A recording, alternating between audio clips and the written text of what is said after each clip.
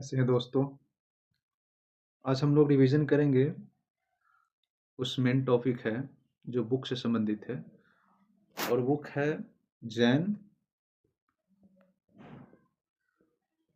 जैन और बौद्ध का जो साहित्य ग्रंथ है उससे संबंधित प्रश्न पूछ दिए जाते हैं। किसका संबंध किस चीज़ से है, किस किताब में कहा गया है कि भद्रबाहु और चंद्रगुप्त का संबंध है, किसका संबंध किससे है। तो जैन साहित्य और बौद्ध साहित्य के बारे में थोड़े से डिटेल्स पढ़ेंगे एग्जाम के व्यव से। ठीक है, तो हम लोग स्टार्ट करते हैं अपना आज का हिस्ट्री का दूसरा नोट्स है। कुछ डिले हो गया कुछ कारणवश, अब डिले नहीं होगा। इसका बराबर एमसीक्यू, अगर चैप्टर नहीं ला पाया तो एमसीक्यू बराबर आता रहेगा। ठीक है, तो चलिए हम लोग स्टार्ट करते हैं। देखिए, जब बौद्ध धर्म जो विकास कर रहा था भारत में, उस समय कोई किताब तो थी नहीं, लिखने की व्यवस्था तो थी नहीं, तो लिखा जाए कैसे। तो महात्मा बुद्ध जो अपने ज्ञान जो दिए थे, जो अपनी विद्या सिखाई थी अपने स्टूडेंट को या शिष्य को, तो उसके शिष्य द्वारा जो है जो कुछ ऑब्जर्व किया गया, जो सुना गया, उसको क्या किया, आगे चल करके महात्मा बुद्ध तो लिख नहीं पाए, तो उसके शिष्य द्वारा जो उसको लिखा गया था। ठीक, आगे आकर के लिखे हो।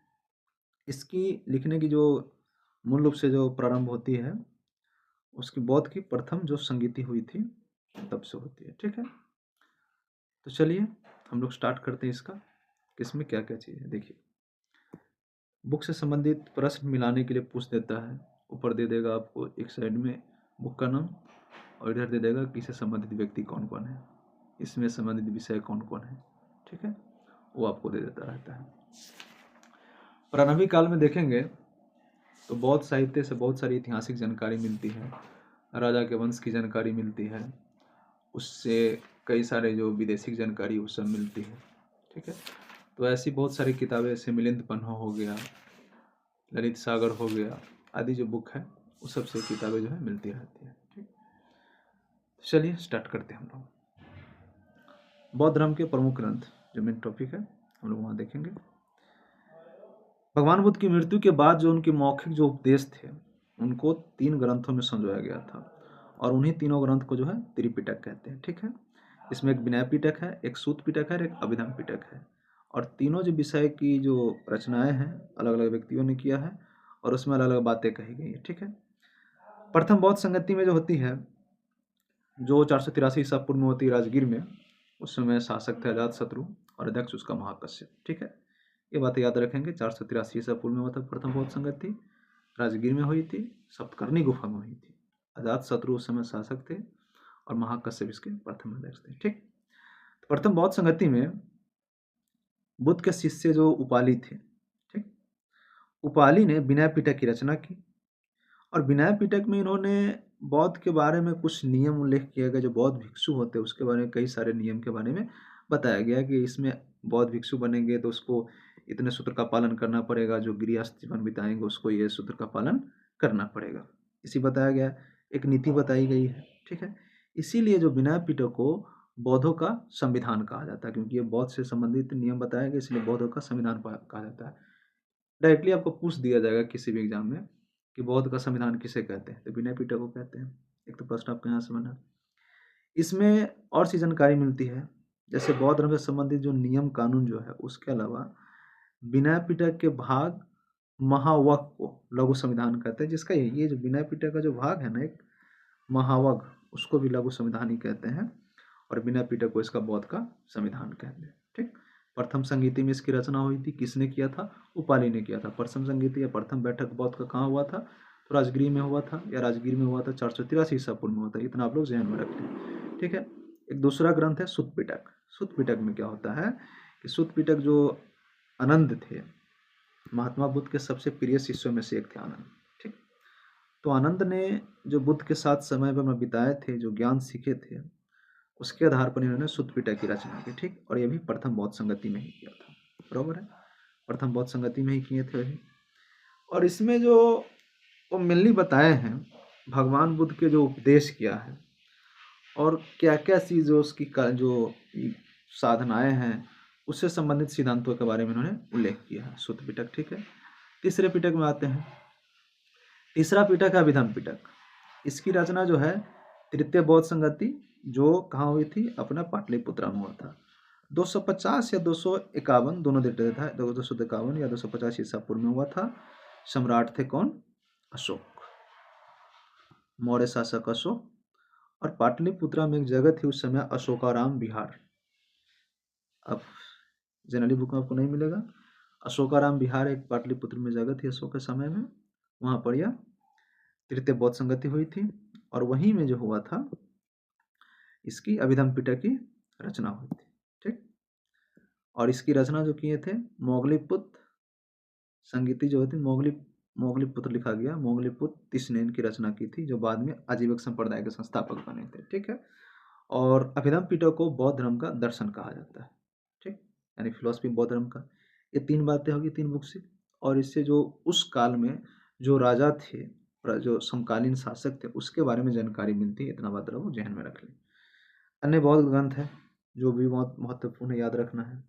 जैसे आप लेख लीजिए जातक, पूछ दिया जाता है कि बौद्ध के जो पूर्व जन्म की घटनाएं किस बुक में मिलती है, तो जातक से बुद्ध के जो है पूर्व जन्म की घटनाएं मिलती है। और इसी के अनुसार एक बात कहा गया है कि महात्मा बुद्ध जो है 550 बार जन्म लेंगे। एक ख्याल किया गया है कि बुद्ध जो है 550 बार जन्म लेंगे जातक के अनुसार।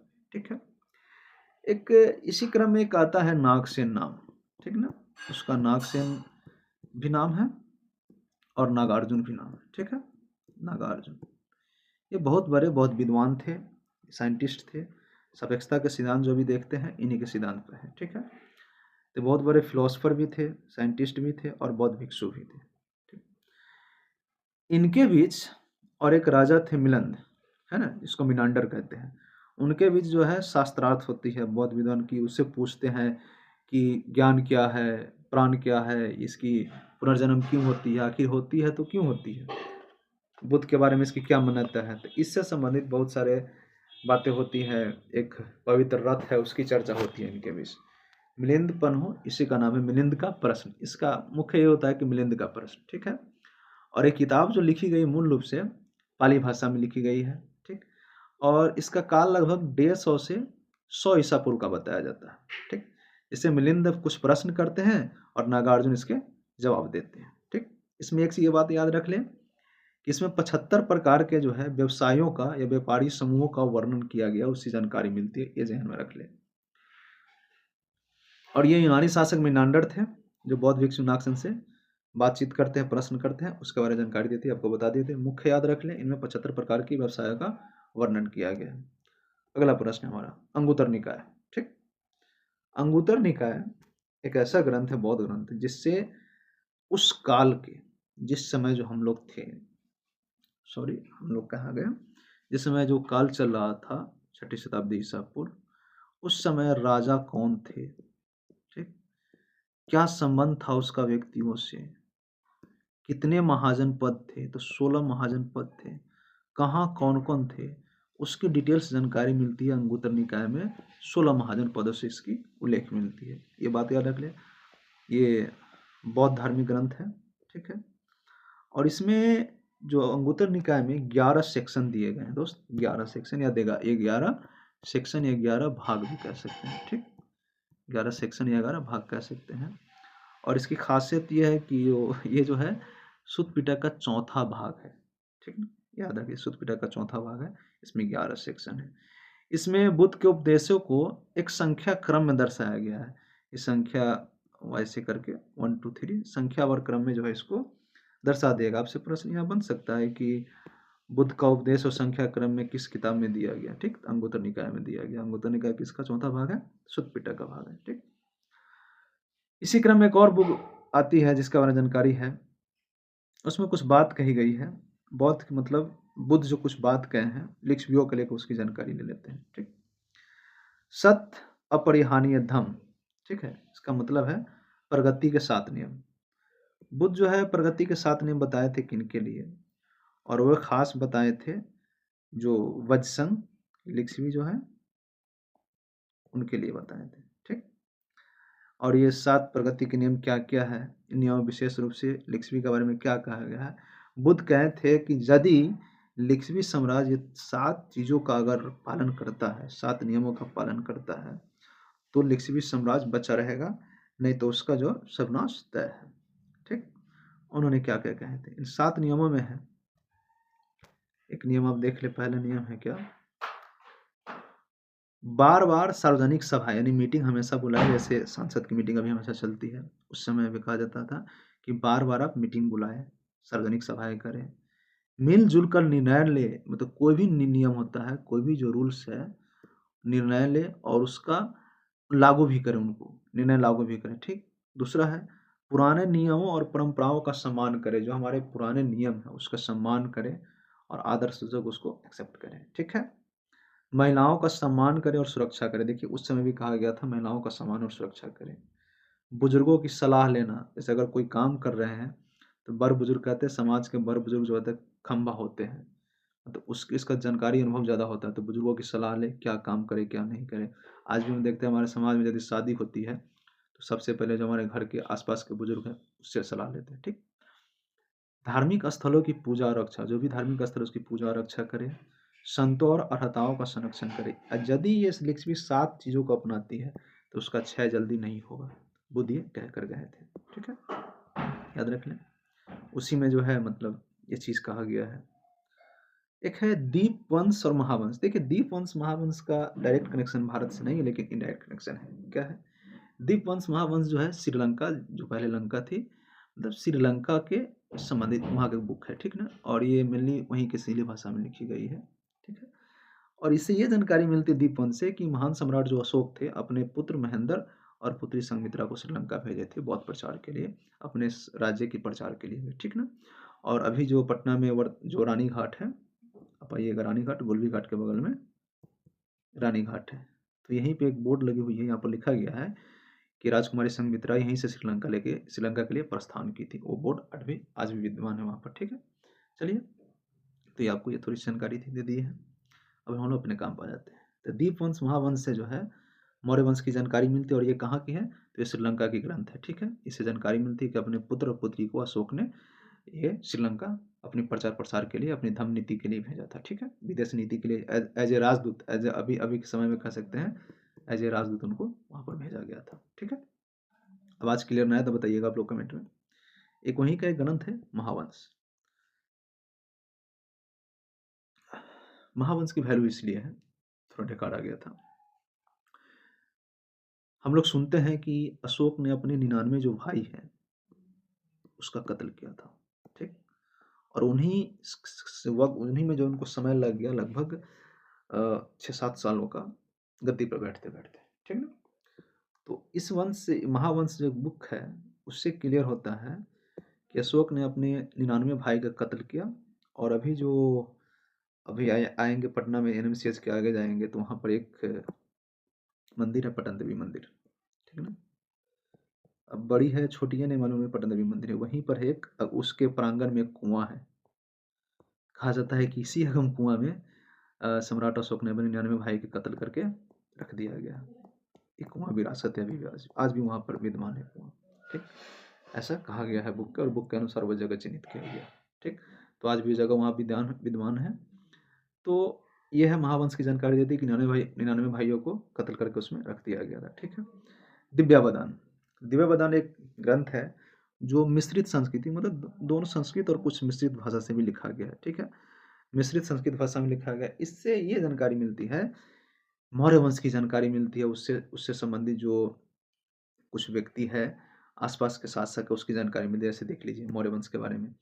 मौर्य वंश के बारे में अशोक द्वारा बौद्ध धर्म अपनाना, उसका प्रचार प्रसार करना, उसको दीक्षित किसने किया था? तो उपगुप्त ने किया था, उसकी जानकारी मिलती है।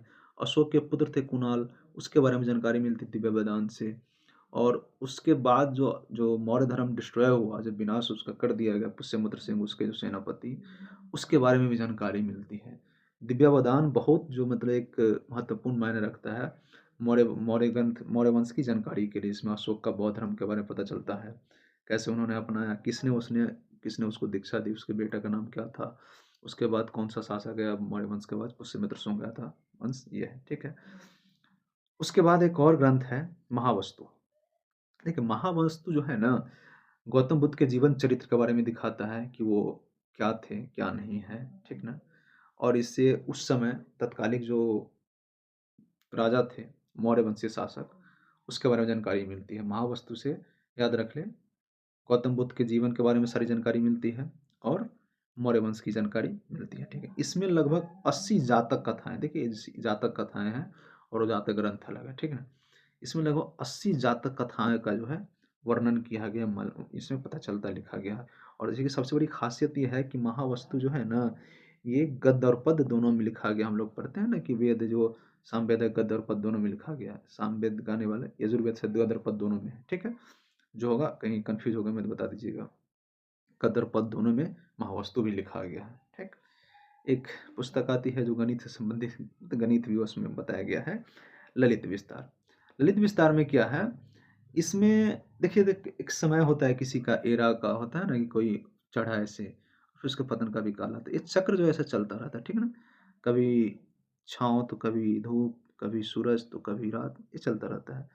तो बौद्ध के काल में भी बहुत सारे ऐसे समय आए थे। ललित विस्तार में यही बताया गया है कि बौद्ध का उत्थान कैसे हुआ और पतन वहाँ कैसे हुई, इसकी जानकारी ललित विस्तार से मिलती है और गणितीय जानकारी यहाँ पर। ठीक है, एक और पुस्तक है आर्य मंजूश्री मूलकल्प। ठीक है, इसकी मूल भाषा संस्कृत है, संस्कृत में लिखा गया। ठीक है, लेकिन इस पुस्तक का अनुवाद चीनी में भी किया गया, चीनी लैंग्वेज और तिब्बती लैंग्वेज में भी मिलता है। ठीक है, इसमें जो है मौर्य वंश तथा बौद्ध धर्म के पतन, देखिए इस पुस्तक में है सबसे पहले कि मौर्य, ठीक ना, और दूसरा है बौद्ध, मौर्य साम्राज्य और बौद्ध धर्म दोनों के पतन के बारे में आर्य मंजूश्री मूलकल्प से मिलती है। इसकी भाषा संस्कृत है, चीनी और तिब्बत दोनों में इसका अनुवाद किया गया है। इसमें जो मंत्र, अनुष्ठान, मुद्राएं, मंडल बनाने आदि विधियों का वर्णन मिलता है, कुछ वो टोटमा वगैरह का भी वर्णन इसमें मिलता है। ठीक है, और इससे जो है, इसकी सबसे बड़ी खासियत यह है कि इसे राज्य व्याकरण कहते हैं। ठीक है, राज्य व्याकरण क्यों कहते हैं, या आज छूट गया है। राज्य व्याकरण कहते हैं, क्यों कहते हैं कि इसमें राजाओं के वंश की जानकारी मिलती है, जैसे गुप्त वंश के शासक हो गए, चंद्रगुप्त, समुद्रगुप्त, ये सभी जानकारी मिलती है। हर्षवर्धन की जानकारी मिलती है, गौर शासक शशांक जो उसने बौद्ध पेड़ कटवा दिया था महात्मा बुद्ध की जो तपस्या किए थे उसको। 7वीं से 8वीं सदी मगध पर कौन शासन किया था और कौन राजा था, उसका संबंध क्या था, इसकी जानकारी मिलती है। उत्तर भारत में राजनीतिकरण क्या हो रहा था, राजनीति की जो संकीर्णता क्या थी, रूप क्या था, उसकी जानकारी मिलती है आर्य मंजूश्री मूलकल्प से। इसको राज्य व्याकरण इसलिए कहा जाता है कि राजाओं की जानकारी देते हैं, उसके वंश की जानकारी देते हैं। ठीक है, यह महायान दर्शन के उस संक्रमण काल को भी दर्शाता है जब वज्रयान शाखा जो उदय हो रहा था। याद रखें, महायान से ही निकला है वज्रयान। और देखिए इसीलिए इसमें जो है टोटमा, जादू, टोका फोका वगैरह का ज्यादा विस्तार हुआ है। तो महायान दर्शन के उस संक्रमण काल को दिखाता है जब वज्रयान शाखा उदय हो रहा था। आर्य मंजूश्री मूलकल्प से। तो ये पुस्तक बहुत ही महत्वपूर्ण है, इसको आप लोग ध्यान में रख लेंगे। ठीक है, अगला है जैन ग्रंथ। जैसे बौद्ध ग्रंथ से जानकारी मिलती है हमें, ठीक उसी प्रकार से और कुछ अलग तरीके से भी जैन ग्रंथ से जानकारी मिलती है। जो उसमें नहीं मिलती वो इसमें मिलती है, क्योंकि दोनों समकालीन थे एक दूसरे के। ठीक है, चलिए यहाँ चलते हैं। देखिए जैसे कहा जाता है ना कि जैन साहित्य को आगम कहते हैं ना, जैन साहित्य, उसका जो साहित्य होता है जैन साहित्य, उसको आगम कहते हैं। हम लोग पढ़ते आ रहे हैं। देखिए आगम क्या है, आगम है जो है जैन धर्म का प्रथम और सबसे प्राचीन ग्रंथ है ना, सबसे प्रथम और प्राचीन ग्रंथ है, और यह सटीक है, प्रामाणिक होता है। ठीक है, इसका शाब्दिक मतलब अर्थ या सिद्धांत, इसका शाब्दिक अर्थ होता है सिद्धांत होता है। ठीक है ना, इसमें सबसे महत्वपूर्ण बात यह है कि 12 अंग, 12 उपांग और 14 ये पूर्व में विभाजित है। ठीक है ना, याद रखें 12 अंग है, 12 उपांग है और 14 पूर्व में विभाजित है। ये चीज आपको याद रख ले, जैन ग्रंथ है।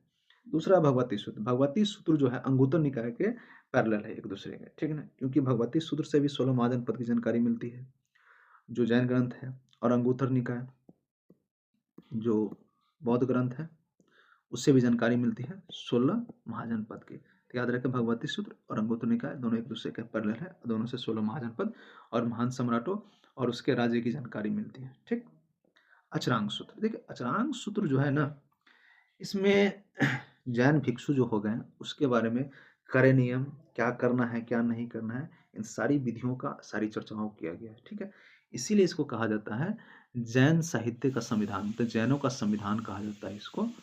हमारे देश का भी संविधान है, नियम है, तो उसी प्रकार से इसमें कुछ नियम था तो जैनों का संविधान कहा जाता है किसको? अचरांग सूत्र को कहा जाता है। ठीक है, आगे आ जाइए।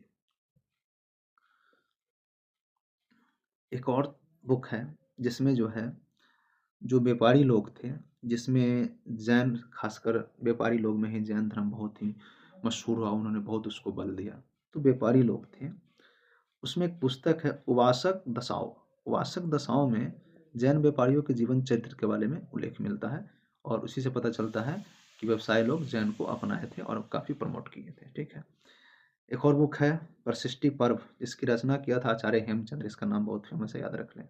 आचार्य हेमचंद्र जो है परसिष्टि पर्व की जो है रचना किया था। ठीक है, इसमें जो है मौर्य साम्राज्य की जानकारी मिलती है और प्लस उसके जो संस्थापक चंद्रगुप्त मौर्य थे और उनके गुरु भद्रबाहु थे, और भद्रबाहु से उन्होंने जैन की दीक्षा ली थी और अपना साम्राज्य छोड़ करके श्रवणबेलगोला में गए थे। वहाँ पर उन्होंने अपनी कर्नाटक में जो तपस्या की थी और श्रृंखला विधि द्वारा अपना जो है प्राण त्याग किए थे, इसके बारे में जानकारी मिलती है। सबसे महत्वपूर्ण जानकारी ये है कि मगध के इतिहास के बारे में जानकारी शायद, जाहिर सी बात है, जब मगध शासक चंद्रगुप्त थे तो उसकी जानकारी मिलेगी, तो इसकी जानकारी मिलती है। आचार्य हेमचंद के बारे में याद आप लोगों को। एक धर्म से उत्तर मतलब गैर धार्मिक ग्रंथ भी है, जिसके बारे में उस समय जो कुछ उसके मिनिस्टर थे, कुछ अधिकारी थे, वो लिखे हैं। ठीक है, उससे हमें सामाजिक राजनीतिक आर्थिक जानकारी मिलती है, उसका हम लोग लेखक और बुक का चर्चा कर लेते हैं, क्योंकि ये मिलाने के लिए या ऑनलाइन में पूछ दिया जाता है। ठीक है, टॉपिक का नाम ही दे दिया, प्रमुख ग्रंथ और उनके लेखक क्या है। ग्रंथ का नाम देखिए, अर्थशास्त्र बहुत मशहूर है हमारे यहाँ, ठीक है ना, इसमें तो कोई कहना नहीं है। अर्थशास्त्र की रचना किसने की थी? कौटिल्य, चाणक्य, विष्णुगुप्त ने किया था। और इससे जो याद रख ले, इससे जो है मौर्य साम्राज्य की राजनीतिक हिस्टोरिकल मतलब ऐतिहासिक, कूटनीतिक, विदेशिक सभी जानकारी मिलती है, आर्थिक जानकारी सभी मिलती है। ठीक है, अष्टाध्याय, अष्टाध्याय के लेखक कौन है? पाणिनि। पाणिनि से भी कश्मीर के इतिहास की जानकारी मिलती है। ठीक है, ये संस्कृत ग्रंथ है, याद रख लें। महाभाष्य, महाभाष्य जो है पतंजलि ने लिखा था, और पतंजलि जो है ये पुष्यमित्र शुंग के जो है पुजारी थे। उन्होंने अश्वमेध यज्ञ 2 बार करवाया था। तो पुष्यमित्र मौर्य वंश और पुष्यमित्र वंश की भी जानकारी, शुंग वंश की भी जानकारी ये पतंजलि के महाभाष्य से मिलती है। राजतरंगिणी, कलहन, कलहन द्वारा लिखा गया है और इससे जो है कश्मीर के बारे में जानकारी मिलती है। ठीक, विक्रमांक देव चरित्र, चरित्र इस चरित्र है, इसके लेखक है, यहाँ आ गया है, इसके लेखक है विल्हन। विक्रमांक देव चरित्र के लेखक कौन है? तो विल्हन है। देखिए, एक जगह याद रखिए, पृथ्वीराज रासो और पृथ्वी विजय, इसमें कंफ्यूज मत होइएगा। पृथ्वीराज रासो के रचयिता चंद्रवदाई ने किया था और पृथ्वीराज विजय की रचना जनक भट्ट ने किया था। ठीक है, ये दोनों अलग अलग है एक ही बारे में कहा गया, लेकिन अपनी कहानी अलग है, राइटर भी अलग है। ठीक है, हर्षचरित, हर्षचरित के दरबारी लेखक थे बाणभट्ट, और बाणभट्ट ने हर्षचरित लिखा है। हर्ष के बारे में बताया गया कि हर्ष क्या थे, उसका शासन कहाँ तक था और कैसे राजा था। ठीक, मुद्रा राक्षस, और पुष्यविधि वर्धन वंश से पुष्यविधि जो वर्धन वंश से, याद रखे, वर्धन वंश से हर्षवर्धन जो है प्रचलित है। ठीक है, मुद्रा राक्षस, मुद्रा राक्षस जो है विशाखदत्त, और इसी में बताया गया विशाखदत्त से जो मुद्रा राक्षस से जानकारी मिलती है, याद रखे, ये गुप्तोत्तर काल की जो है ये, इसमें लेकिन मौर्य काल की जानकारी मिलती है। इसी में बताया गया है कि कैसे चाणक्य जो है चंद्रगुप्त मौर्य को यहाँ अडॉप्ट करते हैं और उनको तक्षशिला ले जाते हैं और फिर उन्हें सैनिक बनाते हैं, दीक्षा देते हैं, और फिर आकर के ये जो है घनानंद को जो है डिस्ट्रॉय करते हैं, उसकी डेस्टिनी को डिस्ट्रॉय कर देते हैं और फिर उसको शासक बनाते हैं। मुद्रा राक्षस के बारे में, मुद्रा राक्षस में ये जानकारी दी गई है। ठीक है, मिताक्षरा, बहुत बार पूछा गया सवाल है, मिताक्षरा के लेखक कौन है? विज्ञानेश्वर। ठीक, और एक पुस्तक और दयाभाग, दयाभाग के लेखक जीमूत वाहन है। अभिज्ञान शकुंतलम, देखिए कालिदास की बुक आप लोग याद कर लिए, कालिदास का जो काल था वो गुप्त काल के लेखक थे। ठीक ना, इसको भारत का शेक्सपियर कहा जाता है।